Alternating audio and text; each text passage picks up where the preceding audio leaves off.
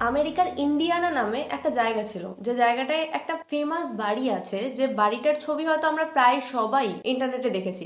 আর ছবিটা ফার্স্ট আমি যখন দেখেছিলাম আমি ভেবেছিলাম এটা কোনো এডিটেড ছবি, কিন্তু তারপরে যখন ওটা জানতে পারি যে আসলে ওর পেছনে কি স্টোরি আছে, এটার থেকে ক্রিপি হয়তো আর কখনো কোনো ছবি দেখে মনে হবে না। কারণ এই যে ছবিটা দেখাচ্ছে, নর্মাল কেউ তোলেনি, পুলিশ নিজে তুলেছে আর সেটাকে ইন্টারনেটে ছেড়েছে। এই যে স্টোরিটা, এটা এখনো পর্যন্ত আনসলভড আছে, কারণ এটার পেছনে পুলিশও পড়েছিল, এটা সলভ করার জন্য চার্চের প্রিস্টও ছিল, এমনকি মিডিয়াও ছিল, কিন্তু কেউ এটাকে সলভ করতে পারেনি যে আসলে এই বাড়িটাকে ঘিরে কি হচ্ছিল। 2011 সালে অ্যামন্স নামে একটা ফ্যামিলি একটা বাড়ি কেনে। ওদের বাড়িতে মেন 5 জন সদস্য ছিল। যে মেয়েটা, তার ডিভোর্স হয়ে গেছিল, তো সে তার 3টে ছেলে মেয়ে আর তার মা, মানে মেয়েটার মা, এরা 5 জন মিলে ওই বাড়িটাই শিফট করে মেয়েটার কাজের জন্য। তো 2011 সালে নভেম্বরের দিকে ওরা শিফট হয়। শিফট হওয়ার প্রায় 3-4 দিন পরে মেয়েটার মা ছিল, উনি রাতের বেলা প্রায় টাইম শব্দ পেতেন। ঘরের নিচে একটা স্টোর রুম টাইপের ছিল, তো এই স্টোর রুম থেকে কিছু একটা আওয়াজ আসে। মনে হতো যেন যে দরজাটা আছে স্টোর রুমের, সেই দরজার কাছে এসে কেউ শ্বাস ফেলছে। ওই পর্যন্তই আসছে, অনেকক্ষণ দাঁড়িয়ে আছে, আর তারপরে ওখান থেকে আবার চলে যায়। তবে মনের ভুল ভেবে, নতুন জায়গায় এসছি তো হয়তো একটা গা ছমছম হচ্ছে, এরকম ভেবে ও আর কোনো কথা বলেনি। প্রায় 1 সপ্তাহ কাটে। 1 সপ্তাহ যাওয়ার পর যখন ওই অ্যামন্স কাজের জন্য বাড়ি থেকে বেরোয়, দেখে মাছি বাড়ির চারদিকে ভরে আছে। আর একটু আর দু মাছি নয়, প্রচুর মাছি। এবারে ভাবে হয়তো আশেপাশে কোনো কিছু আছে যেটার জন্য হয়তো এত মাছি এসছে, কিন্তু তার আরো 2-3 দিন পর এতটা পরিমাণে মাছি ওদের বাড়িতে আসে যে পুরো বাড়িটাকে ঢেকে দেয়। তো ওরা কি করে, আশেপাশে জিজ্ঞাসা করে, তো আশেপাশে বলে না, এরকম ঘটনা তো কখনো হয়নি। তো ওরা আর অতটা খেয়াল দেয় না। তারপর ও এমন আবার ওর কাজে চলে যায়। আর বাড়িতে 3টে বাচ্চা তো আছেই। তো 3টে বাচ্চা প্রথমে নর্মাল ছিল, তোর পড়াশোনা করতো, স্কুল যেত, খেলাধুলা করতো বাচ্চাদের সাথে। কিন্তু এই বাড়িতে আসার পর থেকে ওদের মধ্যে একটা হিউজ চেঞ্জ আসে। না ওরা বাইরে খেলতে যেত, না স্কুল যেত, না খাওয়া দাওয়া ঠিক করে করতো, কি খাওয়া দাওয়া শেষ পর্যন্ত ছেড়ে দিয়েছিল বাচ্চাগুলো। এবার 3টে বাচ্চা ঘরের মধ্যেই থাকতো। এমন ভাবে যে নতুন জায়গায় এসেছে, তার জন্য হয়তো প্রবলেমটা হচ্ছে, কদিন পর ঠিক হয়ে যাবে। কিন্তু ও তো বাড়ি থাকতো না। ওর মা দেখছে একদিন যে বাচ্চাগুলো খুব ঘরে আওয়াজ করছে। যখন ঘরে যায় তখন গিয়ে দেখে বাচ্চাগুলো নিজেদের মধ্যেই এতটা পরিমাণে ঝামেলা করছে যে বাচ্চাগুলো নিজেদের গায়ে আঘাতের মানে দাগ ফুটে উঠেছে। ওর মা কি করে, 2টো বাচ্চাকে বাইরে নিয়ে চলে আসে আর একজনকেই ঘরে রাখে। 2জনকে বাইরে আনার পর দেখে ঘরে এখনো আওয়াজ হচ্ছে। তো শেষে উনি কি করবেন, গিয়ে দেখেন যে কি করছে। দেখছে ওই বাচ্চাটা একা একা উড়ে উড়ে এদিক ওদিক ঝাঁপিয়ে ঝাঁপিয়ে পড়ছে। এটা তো হলো, এটা দেখার পর ওনার মা কি করবেন বুঝতে পারছেন না। এমনস বাড়ি আসে আর তারপর এইসব কথা বলে। তো ওনারা বুঝতে পারছিলেন না যে এই বাড়িতে আসার পর থেকে হঠাৎ কি করে এইসব হচ্ছে। আশেপাশে যারা ছিল তারা কি করে, এইসব জানার পর সাথে সাথে যে চাইল্ড প্রোটেকশন এজেন্সি আছে তাদেরকে জানিয়ে দেয়। আর আমেরিকাতে এটা খুব স্ট্রিক্ট বাচ্চাদের জন্য। সাথে সাথে জানানোতে একজন ওই চাইল্ড প্রোটেক্টর থেকে একজন আসে, এসে এবারে ওদের বাড়িতে দেখে যে কি হচ্ছে, কি হয়েছে সেগুলো তো বলেছে, কিন্তু তাও যেহেতু বাচ্চাদের গায়ে এতটা পরিমাণে দাগ ছিল, যেটার জন্য ওরা ভাবে যে হয়তো ওর মা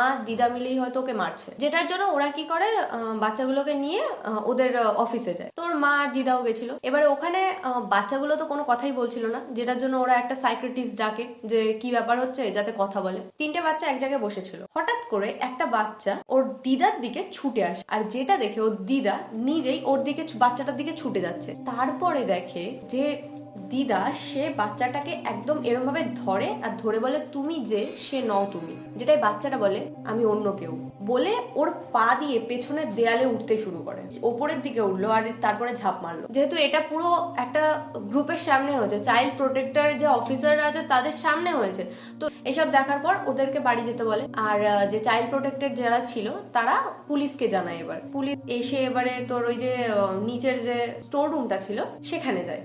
কারণ ওর দিদা বলল যে নিচে এরম ভাবে মনে হয় যে কেউ একজন আসে আমাদের বাড়িতে, কিন্তু আমরা বুঝতে পারি না যে কে। তো এবারে যখন স্টোর রুমটা খোলে, ওরা ঠিক করে যে পুরো ভিডিও করবে আর রেকর্ড করবে যে কি হচ্ছে। তো ওরা রেকর্ড করতে করতে নিচের দিকে নামে, দেখে পুরো স্টোর রুমটা ধুলোতে পড়ে আছে। তা যখন জিজ্ঞাসা করে যে তোমরা কি স্টোর রুমটা কখনো পরিষ্কার করনি, তাও এমন আর ওর মা বলে যে আমরা পরিষ্কার করব কখন, আমরা তো সবে এখানে এসেছি। আর আসার পরেই এইসব হতে শুরু করেছে। তো যেটা ওরা নিচের দিকে নামে, নিচের দিকে যখন নামে তখন দেখে পুরো ঘরটা ধুলো হয়ে আছে, কিন্তু চারদিকে কোনো প্রবলেম নেই। কিন্তু একটা জিনিস ওরা দেখে, ফুরিয়ে গেলে যে মোমবাতির এগুলো পড়ে না, মানে একটা মোমবাতি ফুরিয়ে গেলে যে তলাটা পড়ে থাকে, হ্যাঁ ওই গলা মোমবাতিটা এমন ভাবে একটা সার্কেল করে আছে, মনে হচ্ছে যেন এখানে কোনো রিচুয়াল হয়েছে। ওটা দেখার পরে চারদিকে ওরা পুরো ভিডিও করে। রুমে ওই মোমবাতি ছাড়া কিন্তু আর কিছু নেই, পুরো ধুলো। তবে নিচটা তোর কাঠের বাড়ি যেহেতু, আর নিচটা মেজ করা ছিল সিমেন্ট দিয়ে, চারদিক দেখে কিছু প্রবলেম নেই। কিন্তু যখন ওই সিঁড়ির তলাটা দেখে, ওই তলাটা মাটি। এবারে এটা দেখে ওদের কেমন সন্দেহ হয় যে ব্যাপারটা কি হলো। কিন্তু প্রথমে ওরা তো যেহেতু নতুন বাড়িতে এসছে, বাড়িটা কিনেছে, তো ওরা এই ব্যাপারে কিছুই জানে না। ওরা কি করে, সব ভিডিও করে নিয়ে চলে যায়। ভিডিও ফুটেজগুলো যখন চেক করে তখন দেখে যে ওরা যখন ভিডিও করতে করতে ওই স্টোর রুমটা খোলে আর নিচের দিকে নামতে যায়, তখন দেখে ওখানে একটা ধোঁয়ার মতো কিছু একটা ওই ভিডিও ক্যামেরাতে রেকর্ড হয়েছে। আর যে ধোঁয়াটা, ওটা যখন জুম করে দেখে যে ওটা একটা কিছুটা একটা শেপ নিয়ে আছে। অথচ ওরা যখন সামনে যাচ্ছিল, মানে সামনে যখন স্টোর রুমে ঢুকছিল, তখন কিন্তু কিছু ছিল না, ওরা সামনে থেকে কিছুই দেখতে পায়নি, কিন্তু ক্যামেরাতে ধরা পড়েছে। এরপরে যখন ওরা সাউন্ডটাই দেখে, ওদের কথার মাঝখানে দুবার কেউ হে হে বলেছে। অথচ ওদের ছাড়া আর ওখানে কেউ ছিল না, ওরা কাউকেই দেখতে পায়নি। অথচ এই দুটো ওয়ার্ড ওই পুরো ভিডিওটার মধ্যে ছিল। আর বাচ্চাগুলোর সাথে এরকম হচ্ছিল, এইসব দেখে ওদের পাশেই একজন থাকতো যে বলে যে পাশে চার্চ আছে, তো এইসব জিনিস হচ্ছে যখন, একবার চার্চের প্রিস্টকে ডেকে আনো, যে কি হচ্ছে দেখো। এরপরে যখন চার্চের প্রিস্টকে ডেকে আনে, তখন উনি আসাতেই বাথরুমের যে লাইটটা ছিল সেটা বারবার অন অফ হতে শুরু করে। উনি এটা দেখে বলেন যে আপনাদের কি লাইটটা খারাপ আছে? তো বলছেন না, আমাদের লাইট তো ঠিক আছে। উনি এবারে যখন ঘরের চারদিকে ঘুরছিলেন, তখন দেখে পাশে একটা জানলা ছিল, বাট ওই জানলাটায় একটা লিকুইড টাইপের কোনো পদার্থ জানলা থেকে অনবরত গলছিল, মানে পড়ছিল জানলার ওপর থেকে, যেটা ওরা ভাবে যে হয়তো ওপরে কোনো পাইপ দেওয়া আছে, সেটা ফেটে হয়তো কিছু পড়ছে। কিন্তু লিকুইডটা এমনই ছিল যে নর্মালি পাইপ থেকে ফাটার কিছু নয়, আর ওই জায়গাটা কোনো পাইপই নেই। নর্মালি জানলার যে মাথাটা, সেটা থেকে কন্টিনিউয়াস পড়ছে। অথচ বাইরে কোনো বৃষ্টি বা কিছুই হচ্ছে না। না, বাইরে কিছু নেই, ছাদে কিছু নেই, জানলার মাথা থেকেই পড়ছে। এবার জানলার মাথা থেকে যেহেতু পড়ছে, ওরা এবার ভালো করে জিনিসটা দেখার চেষ্টা করে। এবার যখন ওইটা দেখছিল, তখন নিচের দিকে হঠাৎ ওই প্রিস্টের চোখ যায়, আর দেখে একটা পায়ের সাইজ, যে পায়ের সাইজটা নর্মালি আমাদের মানুষের পা যতটা লম্বা হতে পারে তার থেকে অনেকটাই বড়। প্রিস্ট কি করে, সবার পাটা দেখে যে এরকম বড় পায়ের ছাপ কারোর আছে কিনা, হতে পারে কিনা। কিন্তু ওখানে এমন কেউ ছিল না যার পায়ের ছাপ ওটা ছিল। উনি পুরো বাড়িটা ঘুরে সাথে সাথে বাইরে আসেন, আর ওদেরকে বলেন যে এই বাড়িতে শুধু একটা নয়, প্রায় 2000 ডেমনস, এখানে স্পিরিট এই বাড়িটাতে প্রেজেন্স আছে। এই বাড়িতে যদি কেউ আর বেশি দিন থাকে, তবে সে মারাও যেতে পারে। কারণ আমাদের পক্ষে এটা সম্ভব নয় যে অতগুলো ডেমন্সকে, অতগুলো স্পিরিটকে এই বাড়ি থেকে বের করা। তো সব থেকে ভালো হবে এই বাড়িটা ছেড়ে চলে যাওয়া। তার জন্য ওরা ভাড়ায় থাকে, আর প্রায় টাইম এসে বাড়িতে দেখে যে কি হচ্ছে না হচ্ছে। এবার পুলিশ যেদিন ইনভেস্টিগেশন করতে আবার আসে, সেই দিন আশেপাশের লোকদের জিজ্ঞাসা করে, আচ্ছা তোমরা কি কাউকে এখানে দেখেছো? ওরা তো থাকে না, তো এখানে কাউকে কি এমন সন্দেহজনক মনে হয়েছে? তা বলছে কেন, এই বাড়িতে তো থাকে কেউ, রাতের বেলা লাইট জ্বলে, টিভি চলে, এমনকি চিমনি থেকে ধোঁয়াও বেরোয়, ঘরে আওয়াজ হয়, তো এটা কেউ নেই কি বলছেন? এবার পুলিশদের তো সন্দেহ হয় বাড়িতে অন্য কেউ এসে থাকছে। এবার তার জন্য ওরা কি করে, একটা ফোর্স নিয়ে আসে যে কোনো কিছু হলে যাতে হয়। তো ফোর্স আনে, কুকুরকে ভেতরে ঢোকায়, পুরো ঘর চারদিকে দেখে আসে, কিন্তু কেউ ছিল না বাড়িতে। এবারে এমনসটাও ছিল, ওরা দুজন আসে, বলে আমরা তো বাড়িতেই আসিনি, আমরা 1 সপ্তাহের ওপরে আমরা বাড়িতেই আসিনি। এবারে ওরা ভেতরে ঢুকেছে, বলছে আমরা যেমন ভাবে জিনিস রেখে গেছিলাম সেরকম ভাবেই আছে। অথচ আশেপাশে যারা থাকতো তারা বলছে যে এই বাড়িতে নাকি রাতের বেলা কেউ থাকে, আর রাতের বেলা রান্নাও করে। এবারে ঘরের মধ্যে ঢোকে, ঘরের মধ্যে কোনো প্রবলেম ছিল না।